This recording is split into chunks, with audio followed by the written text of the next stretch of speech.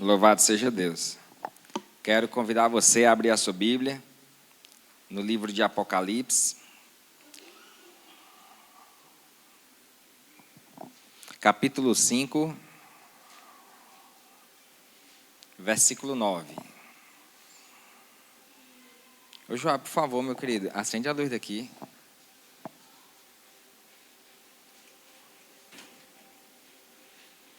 Apocalipse, capítulo 5 e versículo 9.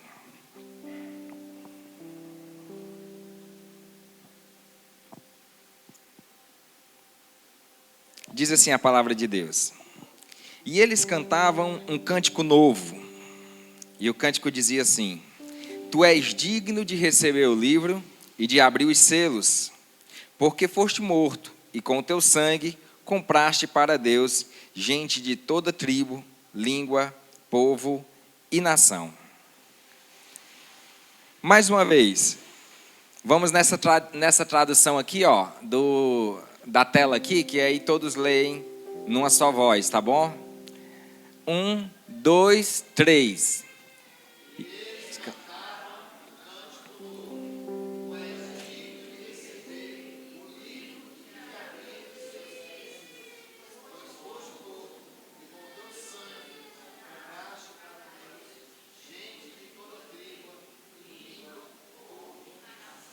Amém. Senhor Deus e Pai, nós te damos graça porque o Senhor é muito bom, sua misericórdia sempre presente sobre as nossas vidas e nos trouxe até a noite de hoje aqui nesse lugar. Muito obrigado, meu Deus. Que o Senhor possa nos falar pela tua palavra, revelar cada vez mais para nós o teu amor infinito sobre as nossas vidas. Assim eu te peço, meu Deus, desde já eu te agradeço em nome de Jesus. Amém e amém. Podeis sentar, queridos, podeis sentar.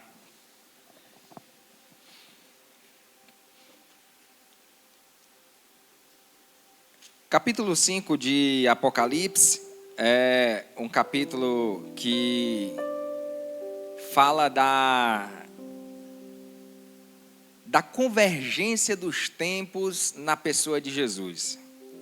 Aqui a gente vê revelado o passado e o presente, o visível e o invisível. E tudo isso se resume na pessoa de Jesus.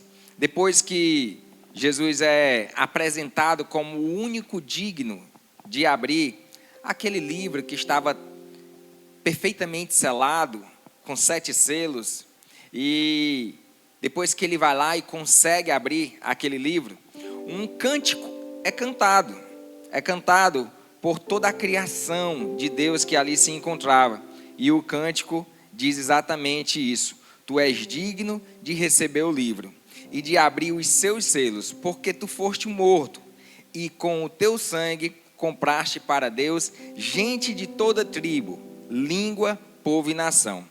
Tu os constituíste reino e sacerdotes para o nosso Deus, e eles reinarão sobre a terra. Toda vida que eu leio esse texto aqui, e Apocalipse ele é cercado de simbologias, mas existe muita literalidade naquilo que foi falado aqui. E uma das coisas que parece simbólico, mas não é totalmente literal, é quando o texto diz que ele comprou para Deus, Cristo comprou para Deus, com o seu sangue, todas as pessoas de todas as tribos, gente de toda tribo, língua, povo e nação. Essa compra, ela parece algo simbólico, um modo de falar, mas de fato não é. Há uma literalidade dentro dessa afirmação. De fato, ele comprou para Deus gente de toda tribo, língua e nação. Mas para que a gente possa entender, e eu quero discorrer nos próximos minutos sobre essa afirmação, ele comprou para Deus gente de toda a tribo. Eu gostaria de intitular a mensagem de hoje com o tema Comprados para a Liberdade. Obviamente, quando a gente olha, ao primeiro momento, isso pode aparentar apenas algo muito simbólico. Mas eu quero que você entenda que dentro do reino espiritual também existe legalidade e jurisdição. Existe dentro do reino espiritual esses aspectos que envolvem também o mundo comum. Muito do que existe no mundo dos homens veio do mundo espiritual. Esse senso de justiça, essa ideia de que deve haver uma justiça e por isso deve haver uma jurisdição, algo que determine o que é legal, o que não é. Isso também existe dentro do aspecto espiritual. E quando a gente olha no reino de Deus, no reino espiritual, a gente percebe que Deus, ele governa todas as coisas, governa o universo, governa a terra, o mundo, todas as coisas, a partir dessa mesma perspectiva, da legalidade que ele tem. E alguém pode pensar que simplesmente ele rege o mundo e rege todas as coisas porque ele é poderoso. E porque ele tem poder, então ele rege sobre todas as coisas. Ele rege também porque ele tem poder, mas não somente por isso. É porque legalmente ele tem a autoridade, ele tem a jurisdição para reger sobre todas as coisas. Se a gente for ao Salmo número 89, versículo 14, por favor, Guilherme, coloca aí para nós. Salmo de número 89 e versículo 14. Diz assim: a retidão e a justiça são os alicerces do teu trono, o amor e a felicidade vão à tua frente. Observa que o modo como esse rei reina, rege sobre todas as coisas, tem como fundamento, base, alicerce a retidão e a justiça. Então, justiça e juízo são base daquilo que é o trono de Deus. Por quê? Porque legalmente ele rege dentro do que é legal, da legalidade das coisas. Por isso Deus é sempre fiel, porque ele não quebra a legalidade das coisas. Ele não age como muitos de nós, que sabendo que certa coisa sendo errado, ainda vamos lá e fazemos. E toda vez que a gente faz aquilo que é errado, a gente incorre na possibilidade de ter que pagar por aquilo, porque toda vez que você comete uma falha ou comete algo ilegal, aquilo recai sobre você como um prejuízo do qual você deve pagar. E da mesma forma como Deus rege as coisas a partir da legalidade que ele tem, não é diferente para o diabo no reino espiritual. Talvez você nunca tenha parado para refletir sobre isso. Mas observa que em um determinado momento Jesus está sendo tentado pelo diabo no deserto, lá em Mateus capítulo 4. E no versículo 8 especificamente, acontece uma situação em que o diabo leva Jesus ao cume do monte. Depois o diabo o levou a um monte muito alto e mostrou-lhe todos os reinos do mundo e a glória que eles tinham. Vira. E ele disse: tudo isto te darei, se prostrado me adorares. O diabo leva Jesus a um monte muito alto, mostra toda uma região, vários reinos do mundo, a glória que aqueles reinos tinham, e aquilo era algo muito de grande vaidade para o diabo, vamos assim dizer. E ele disse para Jesus: olha, se tu se prostrar a mim e me adorar, eu vou te dar tudo isso aqui. Então observa que o mundo está na jurisdição do diabo. E isso acontece desde que Adão comete o pecado lá no Éden. E a partir dali, a terra muda completamente. Diz o texto bíblico que, inclusive, os espinhos e abrolhos surgiram por causa do pecado do homem. Ou seja, o diabo passa a ter jurisdição sobre a terra. E observa, se você continuar lendo no texto, que em momento nenhum Jesus diz assim: olha, não, isso não é teu, isso é meu, é do meu pai. Não. Ele simplesmente resolve não acatar aquilo ali, porque ele tinha um outro plano para conseguir tudo aquilo que o diabo estava lhe oferecendo. Quando a gente vai a Romanos capítulo 6 e versículo 16, coloque aí, Gui, por favor, Romanos capítulo 6 e versículo 16, diz assim: vocês não sabem que quando se oferecem a alguém como escravos obedientes, são escravos daquele a quem obedece? Quer ser escravos do pecado, que leva à morte, ou quer ser escravos da obediência, que leva à justiça?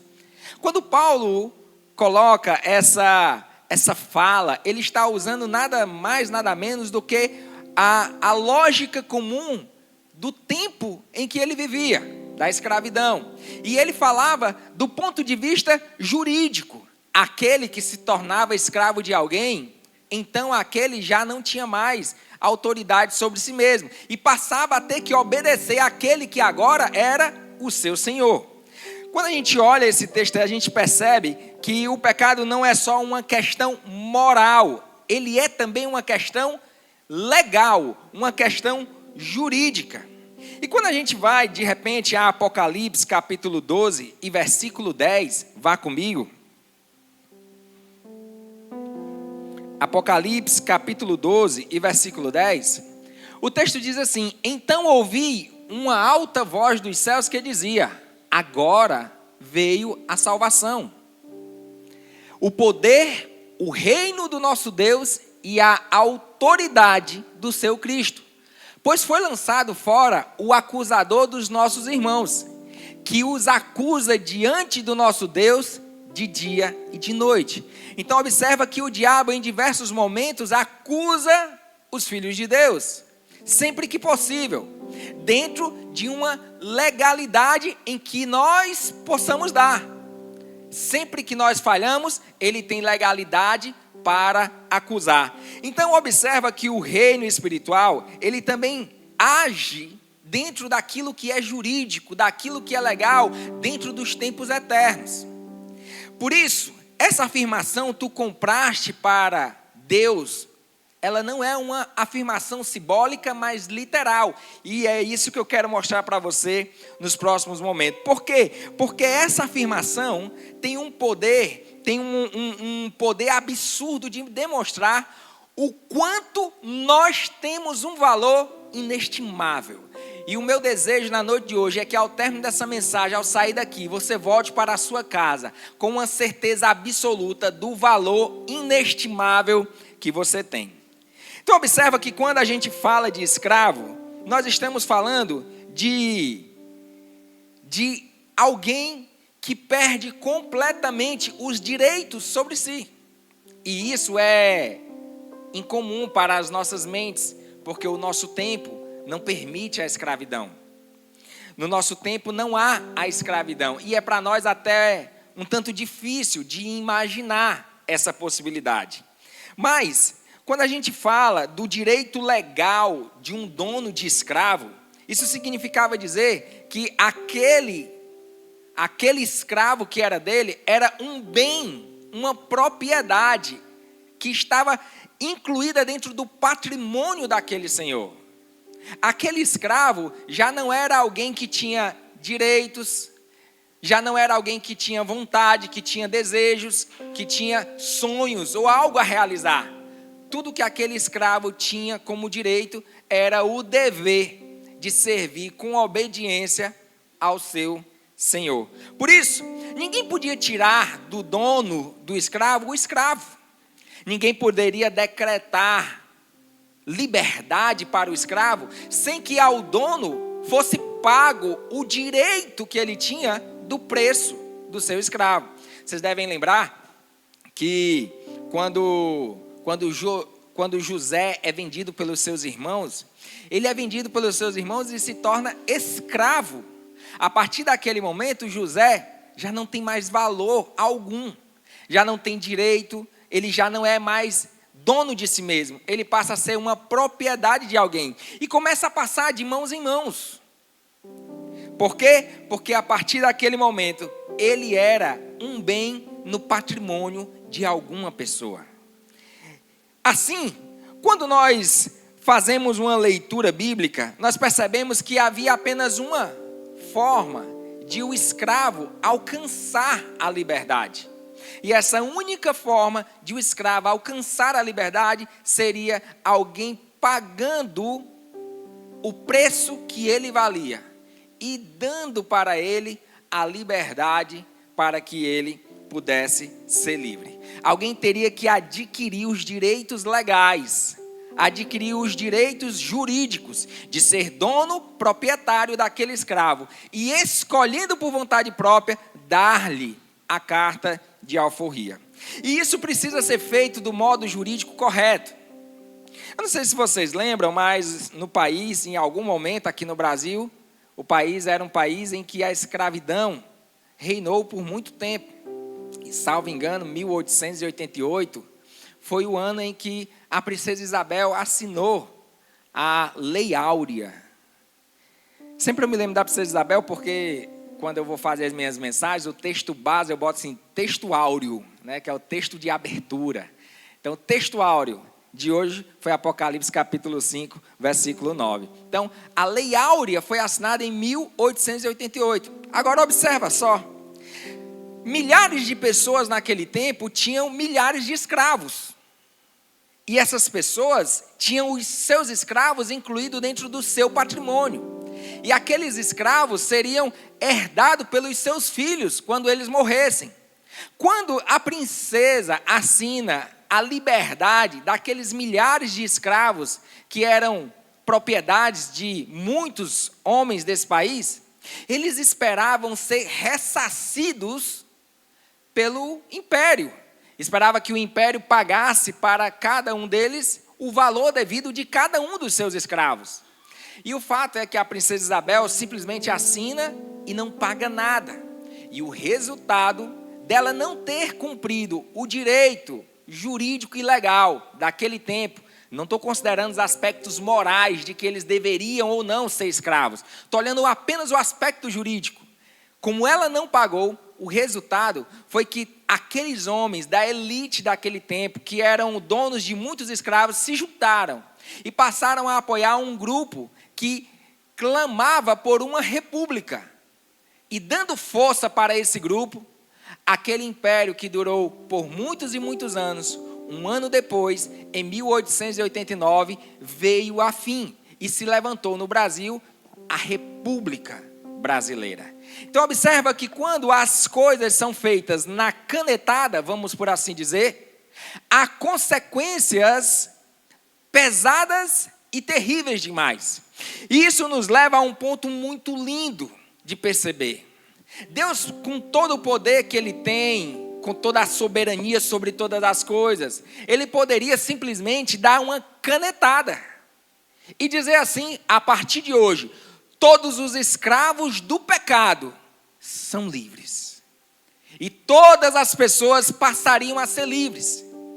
Mas Ele não fez assim, porque justiça é a base, o fundamento, o pilar do seu reino. Então, para que Ele pudesse trazer os escravos do pecado para a liberdade, Ele resolve pagar o plano, o preço que cada escravo tinha.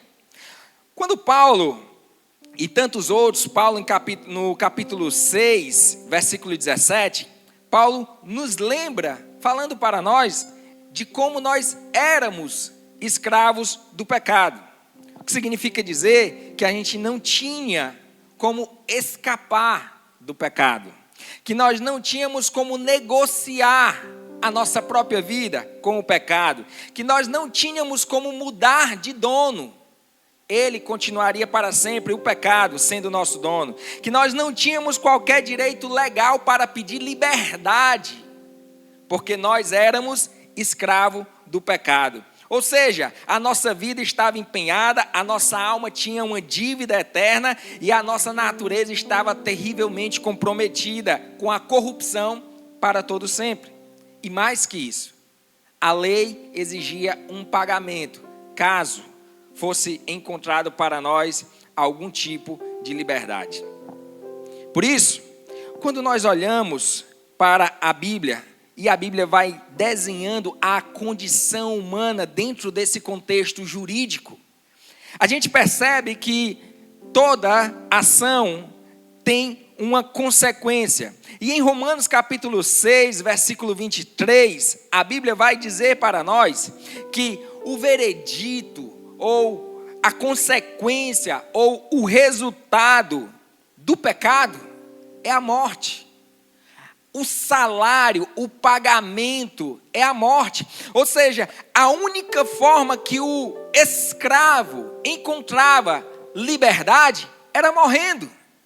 Era o único caminho que ele tinha para pôr fim às suas dores, suas tristezas, suas aflições, as angústias da sua vida. De repente, para os tempos, literalmente falando, talvez muitos escravos encontrassem no suicídio, de repente, a esperança de um tempo melhor. Mas no mundo de hoje, muitas pessoas encontram no suicídio a esperança de um tempo melhor.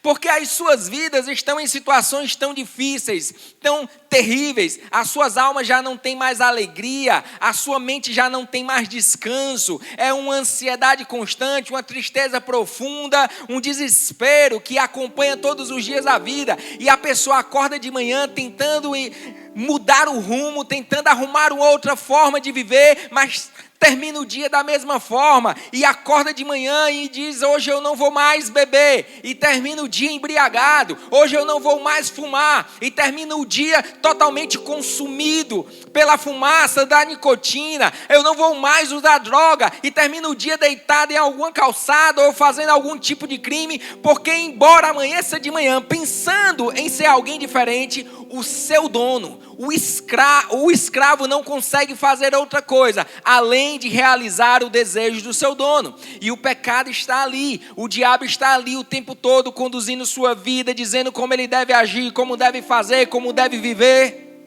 E aqui dentro, alguma coisa busca algo melhor, busca algo diferente, mas nenhum escravo consegue escapar da sua escravidão sem que um preço seja pago para a sua liberdade. Por isso, Paulo nos lembra do tempo em que nós éramos escravos, do tempo em que nós não tínhamos condição de realizar um dos nossos desejos. E por mais que nós tivéssemos muitos desejos, porque os escravos sempre tiveram desejos, sempre tiveram sonhos, sempre buscaram realizar coisas aqui dentro, mas aqui fora só diziam sim Senhor, sim Senhor, sim Senhor, e fazia tudo o que o seu Senhor queria, porque os seus sonhos, os seus desejos, os anseios da sua alma eram todos tolhidos e fechados dentro da sua alma para que eles não pudessem sequer expressar, porque não eram nada além de um escravo. E é assim que o pecado faz com a vida do homem sem Deus. Ele não é nada além de um escravo. Ele pode tentar todos os dias avançar na vida, ele pode tentar todos os dias conquistar sonhos, ele pode tentar todos os dias ser alguém diferente, mas o diabo, que é o seu dono, que é quem manda na sua vida, tem legalidade, jurisdição sobre ele, não permite que ele progrida na vida, porque ele não está ali para realizar os seus desejos ou os seus sonhos, mas para fazer a vontade daquele que é o seu Senhor, o diabo, que tem como desejo roubar, matar e destruir.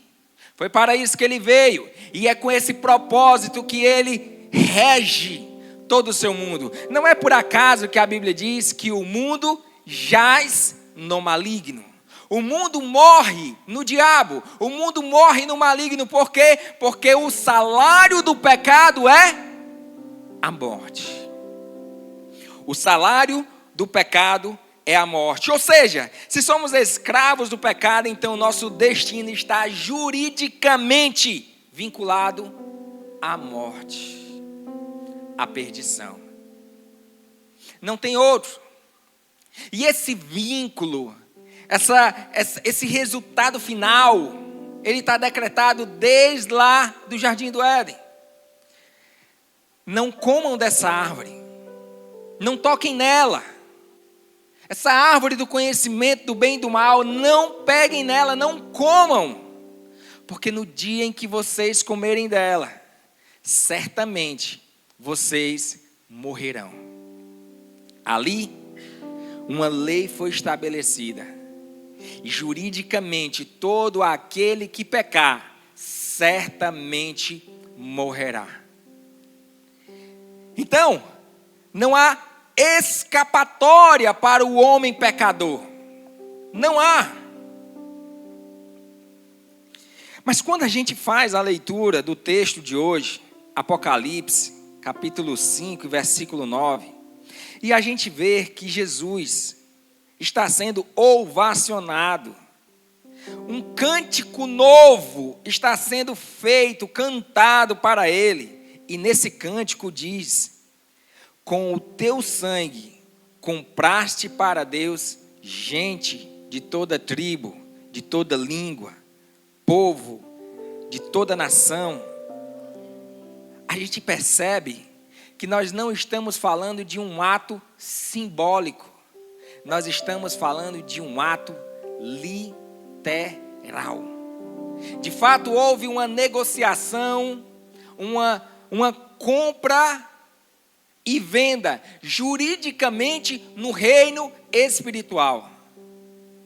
Quando o diabo vê Jesus se entregando a sua vida para morrer numa cruz, ele pensa: agora sim, agora eu conquisto todas as coisas, eu venci tudo, até o Cristo está morrendo, agora eu estou garantido. Estou aqui parafraseando nos meus próprios pensamentos. Por um instante, talvez, o mal achasse que teria vencido para todo sempre. Mas aquela entrega, aquela morte, aquele derramamento de sangue, não era uma derrota, não era uma perda, não era uma humilhação ou uma vergonha vã, inútil. Não. Era uma entrega espontânea. Cada ferida, cada chaga aberta no corpo dele, não saía dor, não exalava medo, não exalava desespero ou angústia. Não. Exalava amor, exalava esperança, exalava oportunidade para que um escravo pudesse encontrar liberdade para a sua vida. Ele poderia ter abandonado tudo aquilo. Ele poderia ter feito na canetada, talvez. Poderia. Mas não o fez. Porque o seu reino é de justiça. E a justiça pede o pagamento. Então, ao invés dele dar a canetada, ele prefere ser justo e fazer o devido pagamento ao pecador. Por isso, uma vez Jesus está numa situação e aparece lá uma mulher que alguém repreende ela por ter se aproximado de Jesus. E Jesus diz assim: olha, eu entrei na tua casa, você não me deu beijo, ósculo santo, você não lavou meus pés. Essa mulher veio aqui, lavou meus pés, enxugou com seus cabelos, você repreende ela. Mas deixa eu lhe dizer, a quem muito se perdoa, muito se ama. Olha para a mulher e diz: mulher, os teus pecados estão perdoados. E se ele diz a quem muito, é porque muito provavelmente ela tivesse muitos pecados. E ele diz: quando se perdoa muito, é porque tem muito amor. Se você tivesse uma dívida muito grande para ser paga, e alguém se disponibilizasse para pagar essa dívida para você, certamente você iria se sentir alguém muito querido por esse alguém que se disponibilizou a pagar a dívida por você.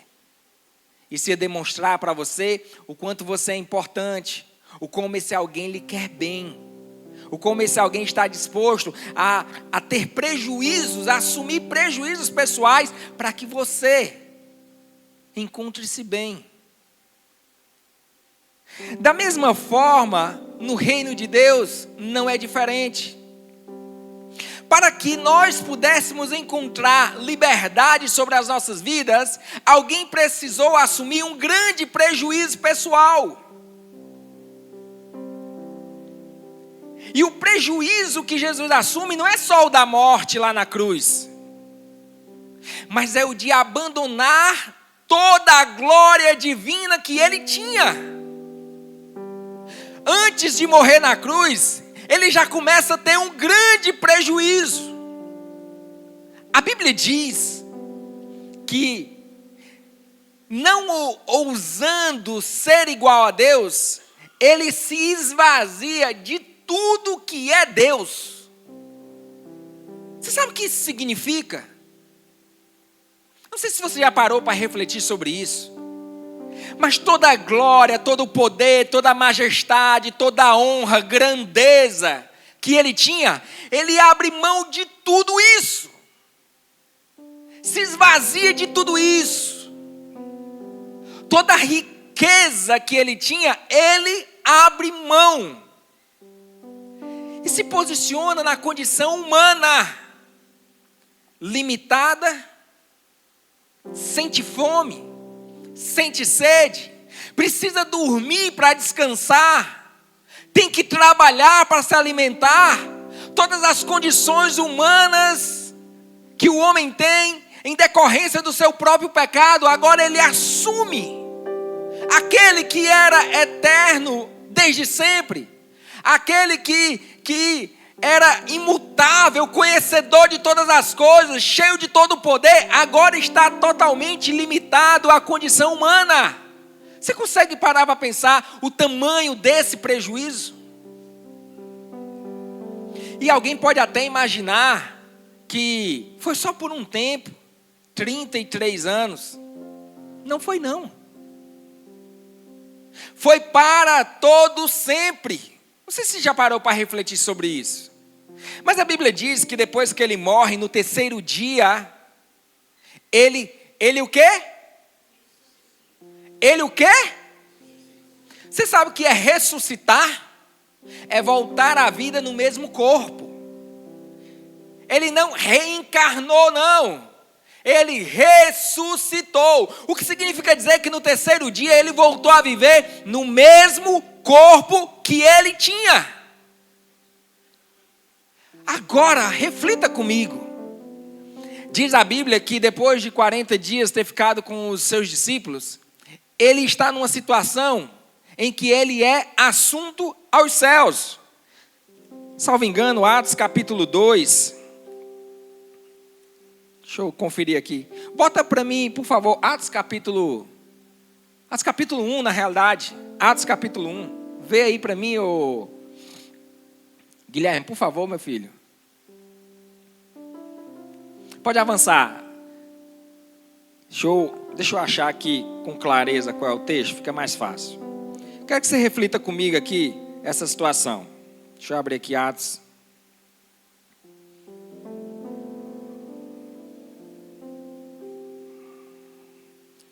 A ascensão de Jesus. Verso 9, vai comigo, lá no verso 9, por favor, Gui. Atos capítulo 1, verso 9. Depois de Jesus falar com os discípulos algumas palavras, diz assim o texto: tendo dito isso, foi elevado às alturas, enquanto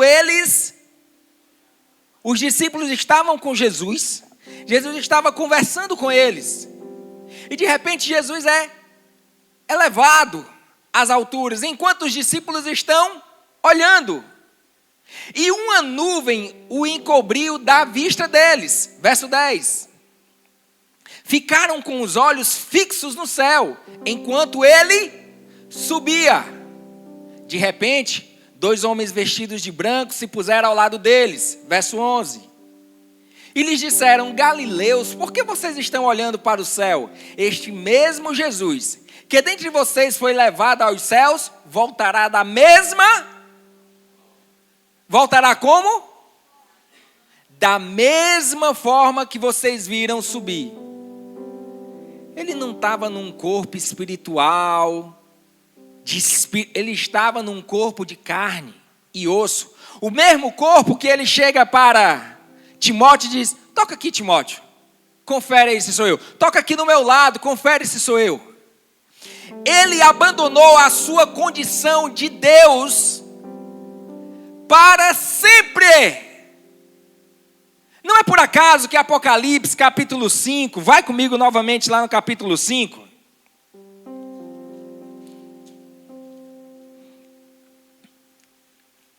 Olha só aqui a analogia de João. Verso 6.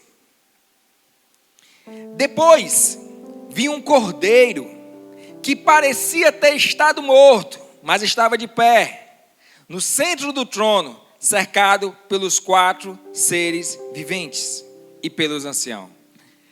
Parecia ter estado morto, mas estava de pé, ou seja, morreu e ressuscitou. Um cordeiro, sinalizando a ideia de que foi imolado. De que João estava falando? Aqui sim é uma simbologia. Ele estava vendo Jesus, que foi morto, ressuscitado, e estava com as suas marcas, suas feridas, sinalizando o como ele foi imolado. Então o prejuízo foi eterno. Esse Jesus que subiu é o mesmo que voltará da mesma forma. Então a gente pensa que a demonstração do amor de Cristo foi apenas nas chibatadas, no cuspe que cuspiram dele, nas zombarias, nas suas roupas que foram rasgadas e lançaram sorte. Não. Ali não foi nada diante de ele ter abandonado toda a glória que ele tinha para se colocar na condição de homem, não por 33 anos, mas para sempre. Quando você consegue realizar na sua mente, perceber, pelo contexto bíblico, o tamanho do prejuízo que ele assumiu, você consegue entender quando o texto diz: tu és digno, porque com o teu sangue tu compraste para Deus gente de toda tribo, língua, nação e de todos os povos. 1 Pedro capítulo 1, versículo 18 e 19. Por favor, Guilherme, coloca aí. 1 Pedro capítulo 1, verso 18 e 19 diz assim: pois vocês sabem que não foi por meio de coisas perecíveis como prata ou ouro que vocês foram redimidos da sua maneira vazia de viver, transmitida por seus antepassados. Verso 19: mas pelo precioso sangue de Cristo, como de um cordeiro, sem mancha e sem defeito algum.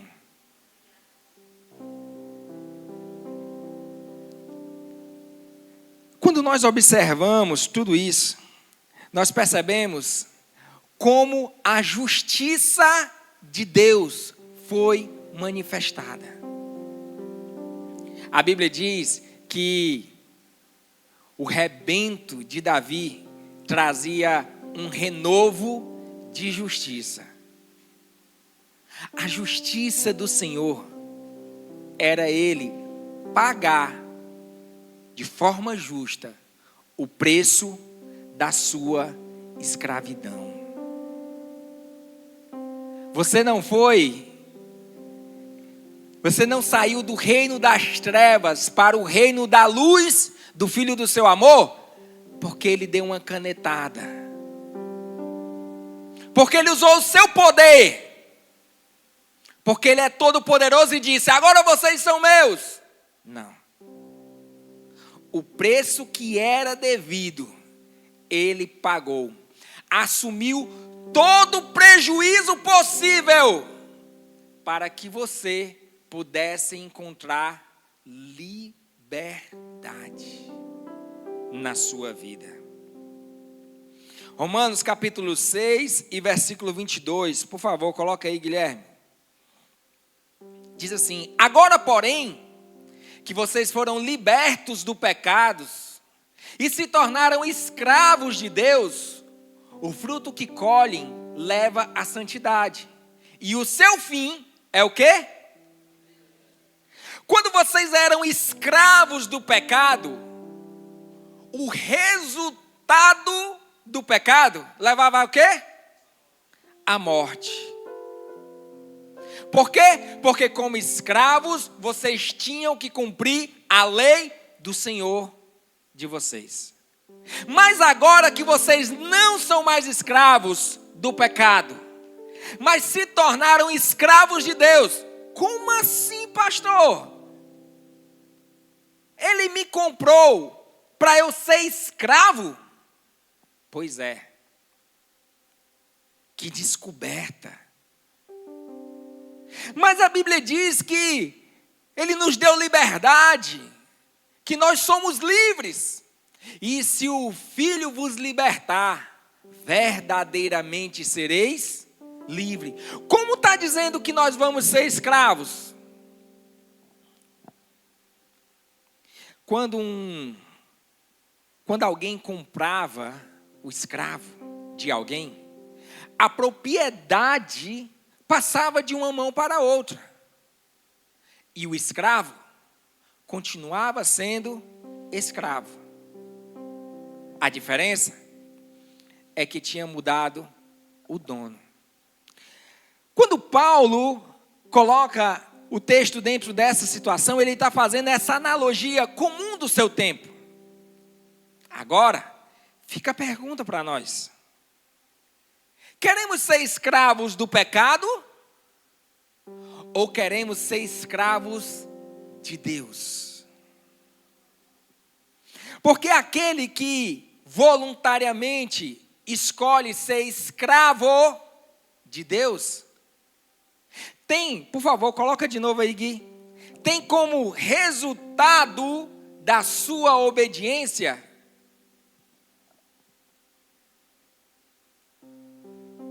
o outro, Gui, o Romanos 6:22, por favor. Pronto. O fruto que colhe é a santidade, e o resultado final de tudo isso é a vida eterna. De fato, nós nunca seremos livres. Por quê? Porque nós não somos donos de nós mesmos, nós não nos criamos. Deus nos criou e somos dele suas criaturas. E o nosso pecado tirou da jurisdição de Deus a legalidade sobre nós e pôs da jurisdição do diabo para reinar sobre nossas vidas. Mas pelo sangue de Cristo, nós fomos mais uma vez comprados para Deus. E agora temos a possibilidade de escolher quem será o Senhor da nossa vida. O que Cristo faz na sua morte, na cruz, na sua crucificação, no derramamento do seu sangue, é abrir para todos os homens da terra a chance de agora poder escolher quem será o Senhor da sua vida. Mas enquanto o pecado trata você única e exclusivamente como escravo, esse Senhor resolve chamar a gente de amigo. E ele diz assim: olha, o escravo não sabe nada da vida do seu senhor, mas eu estou contando para vocês as coisas da minha vida, porque vocês são amigos para mim. Deus nos chama para que nós possamos lhe servir voluntariamente. E esse serviço voluntário é a evidência de que nós aceitamos o seu senhorio sobre a nossa vida. E aquele que lhe servir voluntariamente encontrará a liberdade. Mas a liberdade que Deus nos dá é a liberdade do Espírito de Deus. Porque aonde há o Espírito, aí há liberdade. O que significa dizer que todo escravo encontrará felicidade na liberdade. Porque o resultado final da alegria de um escravo é a liberdade. O sonho realizado de um escravo é a liberdade. E a Bíblia diz que no Espírito nós encontramos liberdade. A felicidade reina em nós. Mas toda felicidade está dentro dos limites da liberdade estabelecida por Deus. Então, O mundo se perde por achar que a liberdade é a oportunidade de fazer o que quiser a qualquer momento, em qualquer situação. E acaba se envolvendo na libertinagem da vida. E se torna escravo do seu próprio erro. Mas Deus estabelece para nós os limites da felicidade. De modo que quem andar dentro dos limites da felicidade, que são os princípios da liberdade do seu espírito, encontrará a felicidade para sempre. Mas sempre que o homem romper isso, ele sentirá dor, tristeza e amargura, pois sairá do reino da liberdade de Deus e entrará no reino da escravidão do pecado. É como qualquer pai que deseja o melhor para os seus filhos e deixa os seus filhos viverem, brincarem e correrem, até que em algum momento ele diz: até aí, daí não passe. Hoje pela manhã a Maitê estava correndo e gritando aqui, e eu sentado aqui. E ela correndo e gritando, e eu sentado aqui. Até que de repente eu vi ela correndo com um lápis na mão. Aí eu corri e tomei o lápis. Por quê? Porque aqui é o lugar da liberdade dela ser feliz. Mas correr com um lápis na mão promove um grande risco para a vida dela. Ela poderia cair e se furar com o lápis. Então eu fui lá e tomei o lápis. E quando eu tomei o lápis, ela começou a chorar. Por quê? Porque naquele momento eu não fiz o que ela gostaria que eu fizesse. Mas mesmo sem ela gostar do que eu estava fazendo, eu tinha certeza que era o que eu tinha que fazer para ela continuar sendo feliz. Aquele era o limite em que, se ela estivesse dentro, ela seria feliz. Mas se ela continuasse a correr com o lápis, em algum momento ela cairia, se furaria e sentiria muita dor. E iria chorar. Por quê? Porque ela passou dos limites da liberdade estabelecida pelo seu pai. Queremos ser escravos do pecado? Ou queremos ser livres nos limites estabelecidos por Deus? Feliz do homem que encontra felicidade em Deus, dentro dos limites que o seu Senhor estabeleceu. Ele jamais achará dor, jamais achará choro, jamais achará tristeza. Sua vida sempre terá sentido, a sua alma estará sempre entusiasmada. Haverá sempre tranquilidade em sua mente, suas emoções estarão sempre equilibradas. Haverá sempre muito gozo, alegria, felicidade. Por quê? Porque sempre que nós estamos no centro da vontade de Deus, a coisa boa, perfeita e agradável acontece em nossas vidas. Mas basta que a gente queira ser dono de nós mesmos, que rapidamente nos tornamos escravos dos nossos próprios desejos, escravo do pecado. Mas o desejo do Senhor é que você tenha a liberdade que Deus tem para te dar. E essa é a maior prova do amor de Deus pelas nossas vidas. Por quê? Porque Ele poderia ter nos pegado, nos comprado com o propósito de nos fazer verdadeiros fantoches. Agora que você é meu, você será um fantoche. Vai fazer tudo o que eu quero. Não. Ele estabeleceu os limites da liberdade e disse: viva, faça suas escolhas. Se você fizer tudo o que você quer fazer dentro dos limites dessa liberdade, você sempre será feliz. E hoje, a gente tem a oportunidade de escolher sair da escravidão para a liberdade e viver com alegria e gozo na alma todos os dias da nossa vida, por causa do sangue de Jesus, que nos comprou literalmente para Deus, para que nós pudéssemos ser verdadeiramente livres. Amém? Então convido você a ficar de pé, para nós encerrarmos esse momento. E eu quero encerrar esse momento dizendo para você que o Evangelho não é uma história barata em que Deus, abusando do seu poder, com abuso de autoridade e de poder, resolveu dar uma canetada para comprar você. Não. Ele assumiu todo o prejuízo possível. Primeiro, entregou o seu filho para essa grande missão. O seu filho, aceitando essa grande missão, esvaziou-se de tudo que era a riqueza eterna e celestial que ele tinha. Tomou a condição de homem, padeceu, sentiu dores, sofreu, morreu e até hoje continua aguardando o momento de um dia se reunir conosco mais uma vez. Se ele fez tudo isso para comprar você, você consegue imaginar o valor que você tem? Você consegue imaginar o quão valioso você é? Por isso você jamais, em circunstância alguma, deve aceitar os pensamentos malignos que jogam você para baixo e dizem que você não é ninguém, que você não tem valor, que você é desprezível, que você é incompetente, que você é incapaz.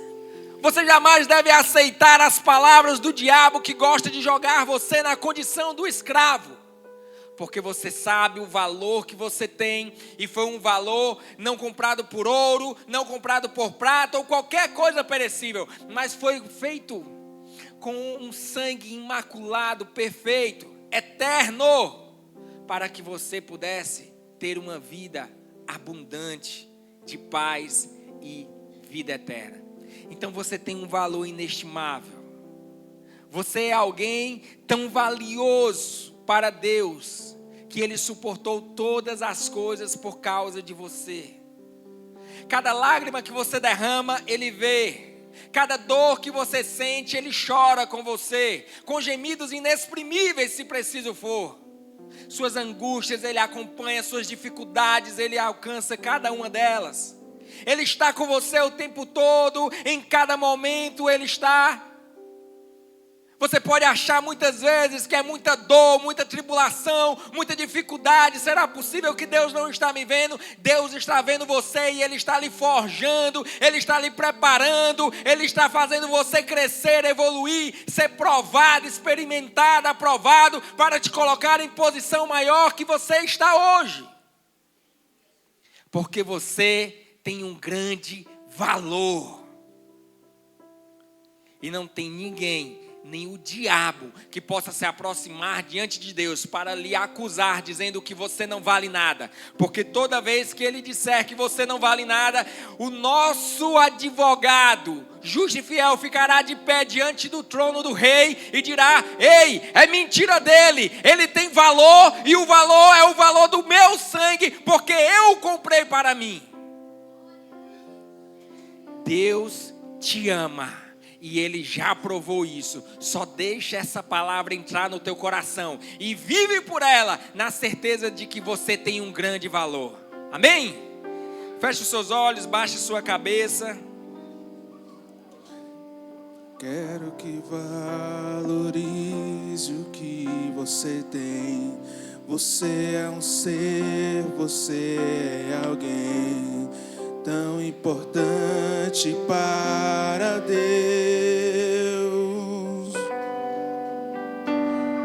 Nada de ficar sofrendo angústia e dor nesse seu complexo inferior, dizendo às vezes que não é ninguém. Eu venho falar do valor que você tem. Eu venho falar do valor que você tem. Ele está em você, o Espírito Santo se move em você, até com gemidos inexprimíveis.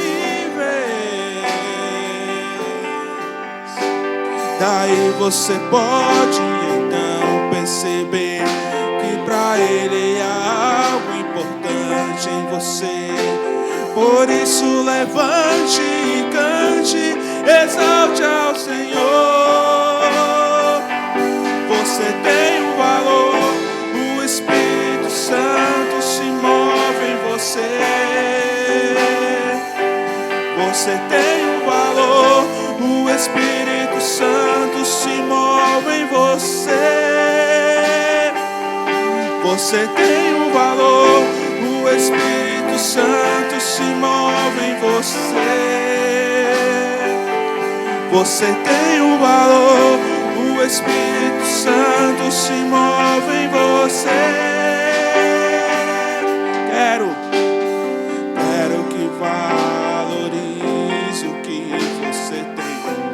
Você é um ser, você é alguém tão importante para Deus.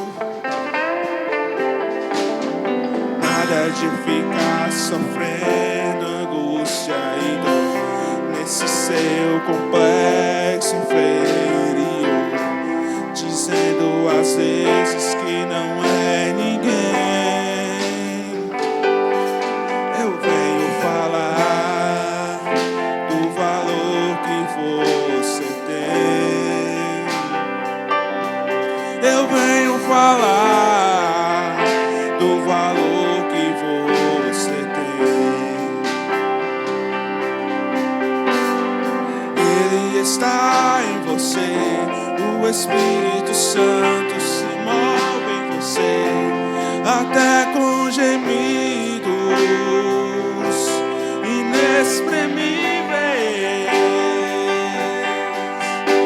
Daí você pode então perceber que pra Ele há algo importante em você. Por isso levante e cante, exalte ao Senhor. Você tem um valor, o Espírito Santo se move em você.